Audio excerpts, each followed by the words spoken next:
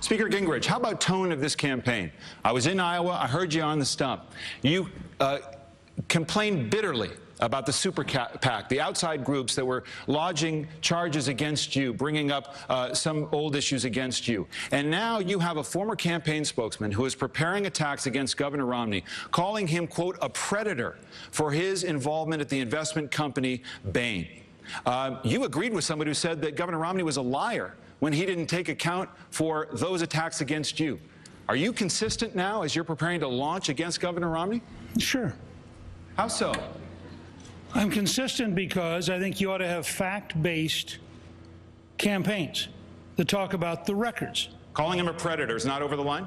Well, I think you have to look at the film, which I haven't seen, but if you look at the New York Times article, and I think it was on Thursday, you would certainly have to say that Bain at times engaged in behavior where they looted a company, leaving behind 1,700 unemployed people. That's the New York Times. That's not me.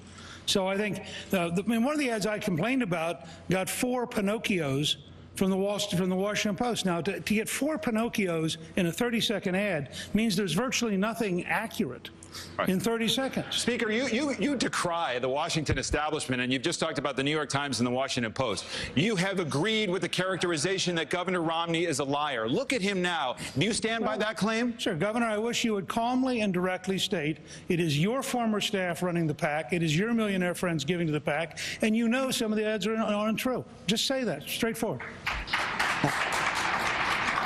Well, of course it's former staff of mine. And of course there are people who support me. They wouldn't be putting money into a PAC that supports me if they were people who support me. And with regards to their ads, I haven't seen them. And as you know, under the law, I can't direct their ads. Oh, Speaker, hold on a second.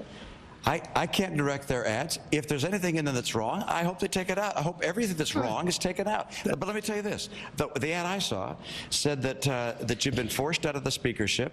That was correct. It said that you'd sat down with Nancy Pelosi and argued for a climate change bill. That was correct. It said that you called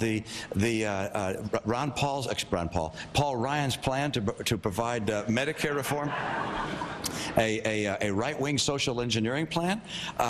It said that as part of an investigation, an ethics investigation, that you had to reimburse some $300,000. Those things were all true. If there was something related to abortion that it said that was wrong, I hope they pull it out. Anything wrong, I'm opposed to. But you know, this ain't a beanbag.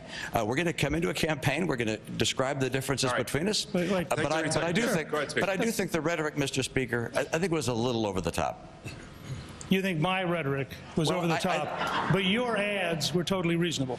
I just want to understand. I've taken the governor's advice. Mr. Speaker, the super PACs that are out there running ads, whether Ron Paul's, mine, yours. As you know, that is not my ad. I don't write that ad. I can't tell them not to. How about this? Would you both agree to take these super PAC ads down? But, Mr. Speaker, I wouldn't call some of the things you've called me public. I think that's just over the top. Would you both agree that to request that these super PAC ads be taken down? David, wait a second. Come on. Come on. I'm glad finally on this stage, weeks later, he has said, gee, if they're wrong, they should take them down. They would, of course, we've sent a letter in South Carolina saying, warning the stations to just fact check them before they start running them. But I'm taking his advice. You know, we started to run his commercial from 1994, attacking Teddy Kennedy for running negative ads. We thought, no, that would be wrong. So instead, I agree with him. It takes broad shoulders to run. If you can't take the heat, get out of the kitchen. When the 27.5-minute movie comes out, I hope it's accurate. I can say publicly, I hope that the Super PAC runs an accurate movie about Bain. It will be based on establishment newspapers like the Washington Post, the Wall Street Journal, the New York Times, Barron's, Bloomberg News, and I hope that it's totally accurate, and then people can watch the 27.5 minutes of his career at Bain and decide for themselves.